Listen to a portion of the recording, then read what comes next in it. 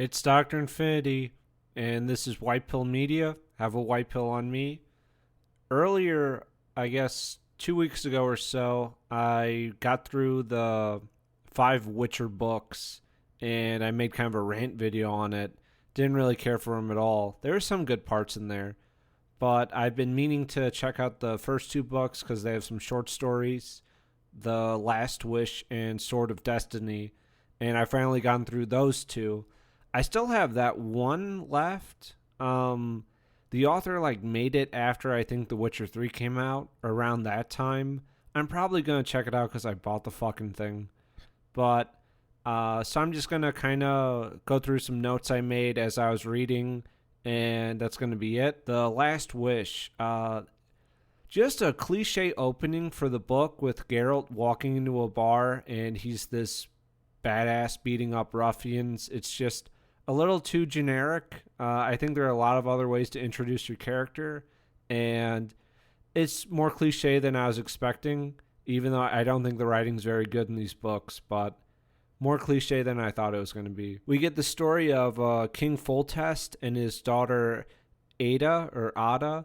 I thought this was pretty decent, I thought this was a good little self-contained story. Yeah, I liked it quite a bit. This is one of the higher points, and I would say overall the author does a better job with these short stories than he does with longer form novels. But yeah, this is one of the standout ones that I think works really good. Next is kind of a problem I have in general with these books, or I guess the short stories in particular, where it's like, hey, it's Snow White, but it's not. Hey, it's Beauty and the Beast, but it's not. Hey, it's The Little Mermaid, but it's not. You know what I mean? Where it's just these kind of half-assed parodies where it's like mocking the original kind of fairy tales and stories, and then also making a mediocre to just okay version of that with Geralt. I didn't really like it. Yeah, the Snow White thing it was okay. It was fine. He's the butcher of Blaviken. I don't think he gets called that a lot, though. I don't believe so. Oh, this was pretty good. The Pavita and Dunny story. Cause yeah, I went through the first five books, and then I'm like, oh, what? Amir's Dunny? And I'm like, what the fuck? So it's good to get that origin. I think this is one of the stronger ones, and I don't completely hate the series overall, but no, I would say it's majority hate. But there's some good parts here and there, and this is one of the good ones. I think it's weird that Geralt wants a kid just like this to put. He doesn't want the Witchers to go extinct, right? That makes sense. But he talks about his trial of grasses and all that in a negative way, and how many kids die through the process, and that Witchers are becoming less and less needed as civilization continues to spread and eat up the wilderness. So I don't know. I don't think that's great. Just for, I guess, the bond between Ciri and Geralt feels a little, hey, I forced your parents to give you to me because I made some bullshit request. You know what I mean? Rather than them just kind of bonding or coming together. But we'll get into that in a book too, a bit more. Oh yeah, Dandelion shows up. He has some funny parts. I liked him more in here than I did in the other books. Oh, and then we got the magic lamp, or the Last Wish story. Yeah, Geralt and Yennefer, they meet for the first time. I don't really like Yennefer when we meet her, right? I don't think most people would, where Geralt's really worried about Dandelion, and Yennefer mind controls him to do a couple of tasks around town for her and get him in trouble. And I just don't fucking get it. I don't understand their attraction to each other beyond just the physical, right? Because he's supposed to be good looking, she's good looking, but would you really want to be with someone that you just meet them and they're willing to mind control you and just use you as a tool? It doesn't really make sense to me. And using his last wish to save Yennefer, I don't know. It feels like the author's just like forcing an emotional connection where I don't see how we get to this point. I don't see how they could have developed affection for each other. Just because you think someone's like attractive, I don't think you'd be willing to blow an all powerful wish or whatever to save their life. I don't know. Yeah, it talks about Kaer Morhen a little bit in this book, and in this one, and then the Sword of Destiny in the other 5, I really thought the other Witchers would play a bigger role than what they do, because we have Kaer Morhen in Blood of Elves, and we have brief introductions to the other Witchers there, including Vesemir, and that's it. They don't show up in the other 4 books later on, and they don't show up in these 2 books. I don't know. Like, I thought they were going to play a bigger role in the series overall, but they really just don't. So that was disappointing. Now I'm on the Sword of Destiny. Let's see. Oh, God. This was a huge problem I had when they introduced Regis in the other books, where it's like, paragraph after paragraph talking about vampires, and then, hey, here's this character. Oh, there's no way he could be a vampire. And then, oh my God, Regis is a vampire? Holy shit. I have to be a fucking brainlet not to piece that together. And the same problem here with the 3 birds guy, or 3 jackdaws, where it's like, yes, dragons. Dragons. White dragons? Golden dragons. Golden dragons? Those mythical beasts that don't exist? Yes, golden dragons. Those golden dragons. I'm like, oh man, I wonder if this guy's a dragon. Spoiler alert, he is a fucking dragon. There you go.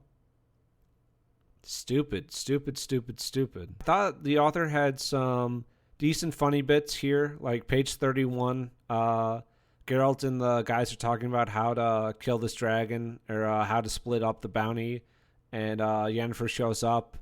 And there's a little joke about her. It's like, oh God, what's that smell? Brimstone? Yennefer gets double-crossed and then is tied up, and her breasts are on display, and Dandelion won't stop staring at them. Not in a male feminist way, but I thought this was a bit too much, where there's nothing wrong with attractive people. There's nothing wrong with like having sex scenes or whatever, or just, yeah, beautiful characters. But here, it's just, I don't know. You know what I mean? Where like it can go from like something beautiful to something kind of just crass and crude, and it's just kind of a fine line that everyone kind of has their own line for. That was the line for me. Just Yennefer and Geralt, it kind of goes over their relationship more and more for the next few bits. And I don't see why they love each other, or why they're so desperate to be together. It doesn't really work for me.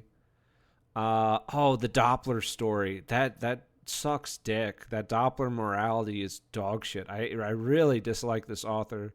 But the Doppler does horrible things, like taking over someone's personality and leaving them in the woods, and you have no idea if they're going to be a good person or not.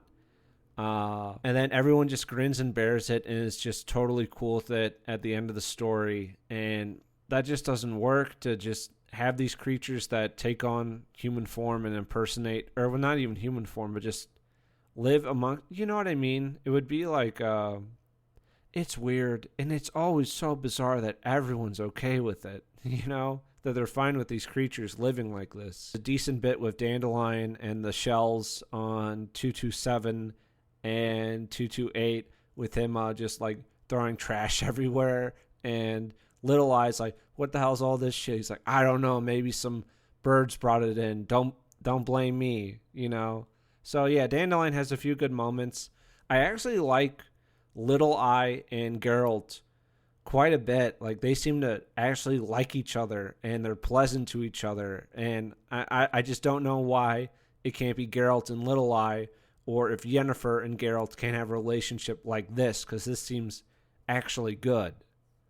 I actually like their parts. Oh yeah, the Forest of Broccolin and the Dryads have shot on 247. They have shot and killed a 15-year-old boy. Fuck them. Humans should just wipe them all out, chop the forest down, whatever the fuck. But just tolerating these actively hostile non-humans that border your land that will kill anyone, innocent or not, and they kidnap human girls to then mutate and turn them into other dryads and have their memories wiped. And, it's like, well, sometimes the dryads are wrong, but the humans are also wrong. It's like, no, fuck off. Wipe them all out. They're definitely more evil than humans because at least humans have like a better code and morality than this shit. I hate this author. Geralt and Ciri meet on page 258.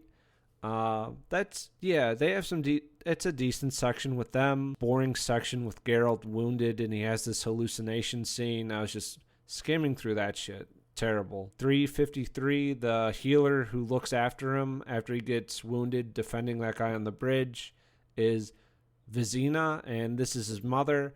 If you're not going to do more of like a section like this, I don't really see the point because it's so quick and brief and there's like no reflection there. So I don't know why it's included. And when they get to this guy's cottage that he protected, there is something unexpected that he finds, and it's Ciri. And yeah, I think these are a bit better, significantly better than the 5 other books, but I wouldn't call them good. There's a couple good parts. Some of the short stories are pretty decent in comparison, but overall, I still have a pretty negative opinion of the author and his writing style. I just don't think it works. I think some of it could be translation errors, but a lot of it is he's just not a very good writer. That's really it. I got there's like a big kind of rant video on the 5 Witcher books. If you don't plan on reading them, you could just put that on in the background. I have that on my channel, and I talk about this or that. Usually just shit posting or stuff I like. Anyway, Dr. Infinity out.